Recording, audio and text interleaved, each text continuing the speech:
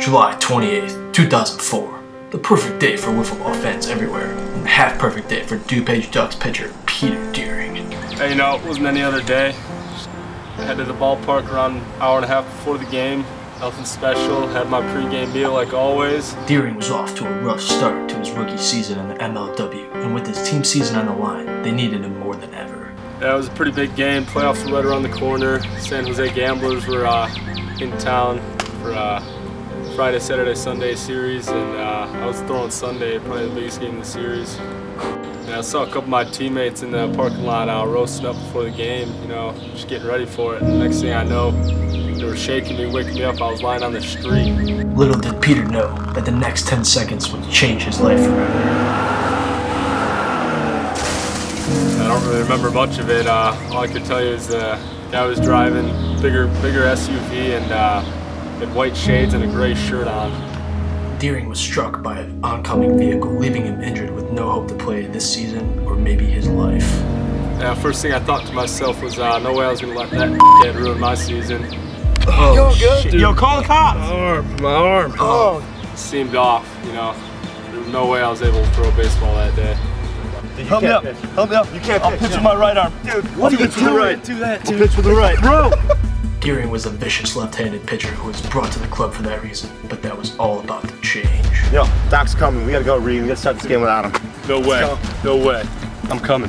I've seen some rough injuries in wiffleball. By far the worst I've ever seen. Poor guy got hit by a car. Deering was diagnosed with a paralyzed left arm, and most people thought that they'd never see him on the field ever again. Doc told me there was no way I could finish out the season. I told him, yeah, right, I'm gonna finish it out. Ignoring the doctor's advice, Deering demanded to play and showed up 2 minutes before the game. Look who's playing. Oh, yeah. Got my other arm. I wasn't a big fan of putting Pete on the mound because, he's throwing with his opposite arm and he's in a sling, but he threatened to kill my family, so sometimes you just gotta do what you gotta do. With his family's life on the line, Coach Martinez was forced to put in Deering on the mound to pitch. When I first stepped on that mound, I thought, no way I can do this. On 4 or 5 different painkillers, couldn't really feel my upper body. It's kind of a struggle at first. Deering was dropped the road and survived the first 5 innings with 7 strikeouts and no hits allowed. Yeah, I threw a couple times with my right arm earlier in my career, but it was nothing too serious. And what can I say? I was really feeling it that day. I was throwing some gas, the brake ball was working, off speed was low and away. No one could touch me. Throwing with his opposite arm, Deering continued his magic for 3 more innings, still holding his no-hitter going into the last inning. Yeah, that strikeout to end the 8th inning for me was real big, boosted up my confidence. I didn't even realize I had a no-hitter, but first thing I was worried about is our team scoring some runs.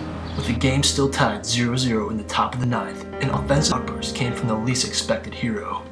Yeah, I struck out my first 3 times up at the plate earlier in that game, and the 9th inning I was up 2nd in the inning, had to do something for the team. And early on in the game I was batting from the left side, swinging like this, and said, hey, why not flip to the other side and swing it like a tennis racket, and hey, it worked out. Deering's home run in the top of the 9th would be the first for his team, leaving them 3 outs away from victory and giving Peter the opportunity for a perfect game. Down to their last out, the San Jose Gamblers decided to pinch hit Kent Mitchell, who was known for hitting the long ball. When he first walked up to the plate, I didn't think anything of it, but once he threw the shades on, I remembered it was him. Let's go, Pete. You got it, boy. Last one, man. Let's go.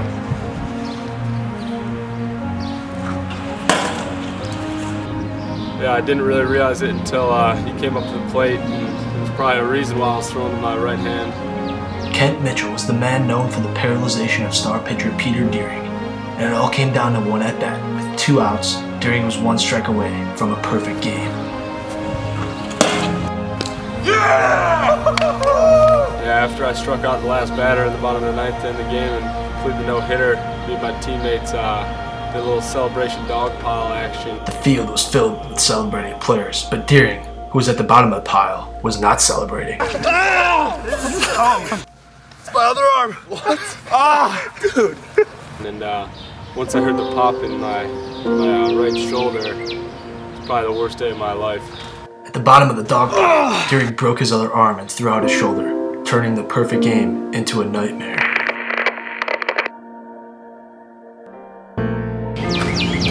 One of the greatest players I've ever played with. Sucks to see him go down like that.